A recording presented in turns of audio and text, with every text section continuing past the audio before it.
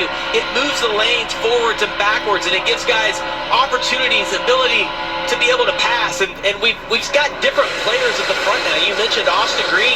Didn't see him in the first two stages, and now all of a sudden these guys are showing up. There's different players every 2-3 laps. It is. Jeff Burton, who's down third on the bottom right now. I mean, it was 2 laps ago. He was about 4 rows behind them on the top side. It's unbelievable the amount of turnover we're having at the front here today. And it just seems like the runs that generate, you can take them and use them for a long period of time. All these cars so close together. I have been starting to see some very low percentage moves, though. So I feel like the clock may be ticking for some of these guys because there have been some very tight moves. What he means by low percentage is high percentage of a wreck can happen from those moves. The other thing that's going to happen right now, Adam, is we're going to get into that point of guys maybe making a green flag stop.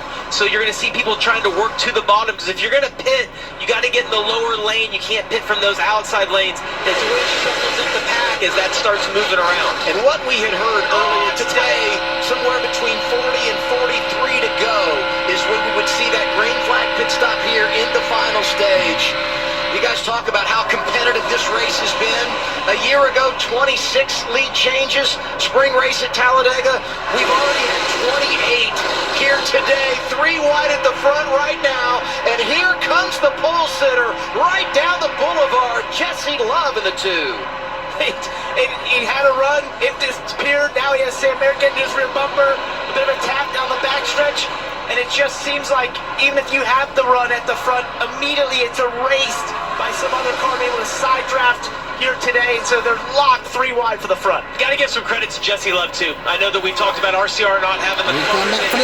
He's doing a great job of making the most of what he has. That car, it's not awful long ways, it's just not as dominant as it's been, and he's doing a really good job manipulating these lanes. And you mentioned the green flag pit stops. Historically, RCR is one of the first to get to pit road. They want to get out of the way the earliest, but if you look at the separation to him, to Austin Hill, it's 4 rows right there. Not many ECR-powered cars around them, so it's going to be interesting to see when they do decide to come to pit road. Well, they're also trapped in that middle lane. Exactly. Find your way to the bottom before you can make your way to the pit lane. And we talk about being in control of this race. Got Roger Caruth. Led almost 90% of the laps of the season opener at Daytona. That's not been the case today. Back to your point, Jamie. They have had to work through some challenges they don't normally face when it comes to competing in the draft. And give some love to Raja Caruth. 88 now showing the way and dancing for 3 different lines. And here we go. Scheduled stops happening with 43 to go. Love. Chevy's down. Oh, he was hot. Could it be a speeding penalty on the way? Here they are, Kim. Yeah, including Austin Hill. Actually had planned on coming earlier, but was just stuck on the top. The last 2 stops, they've tightened Austin up. He said he definitely made it better, but the runs are so big today. That or our car just is not as good as it normally is.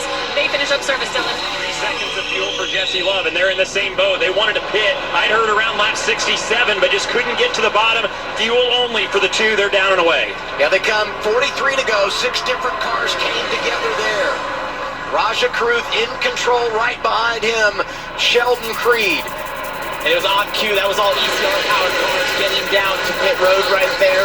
They're usually the most aggressive on being the earliest to do that. I do wonder about Jesse Love in terms of that tire as well. Did slid it a long ways. A while there. That's going to be risky, especially if he has a vibration that can put them in a really bad spot. You see right here, this is Jesse Love. See him come for like the middle lane. He starts to get slowed down. Almost hits that oil dry right there. Starts to lock up that left front. I'm telling you, it doesn't take much to create a big vibration at the speeds they're running here. It's a long ways to slide that. Austin Green, Jeb Burton, teammates from Viking Motorsports, Anthony Alfredo, Parker Retzloff, a part of that group that came down with 43 laps to go. The big thing we'll have to watch right here is just the lap time.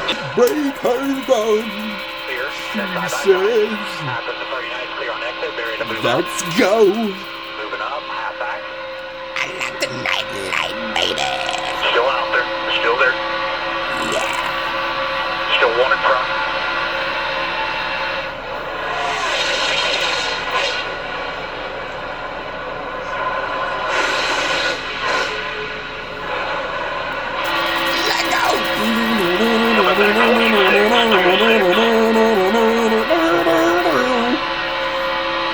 Gotta let him Talladega, baby.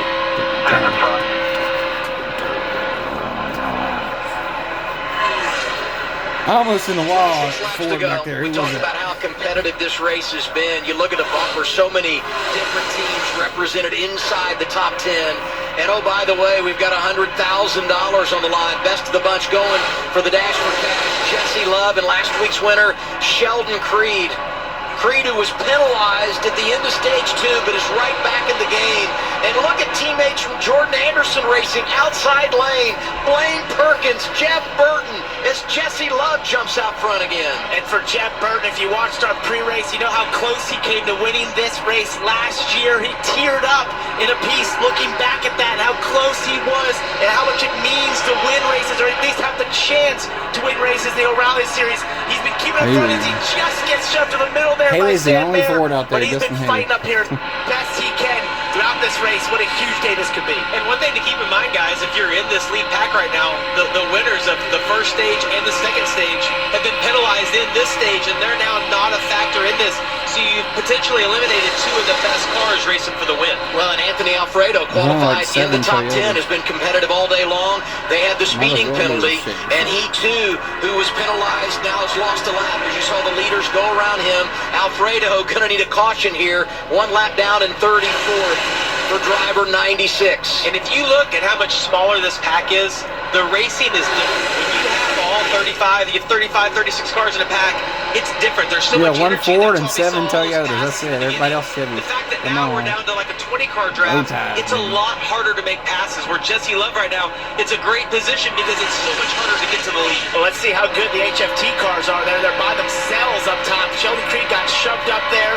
He didn't want to be by himself up there, and his teammate Sam Mayer saw it, went to the top, see if they can materialize anything just together. Looks like Brandon Jones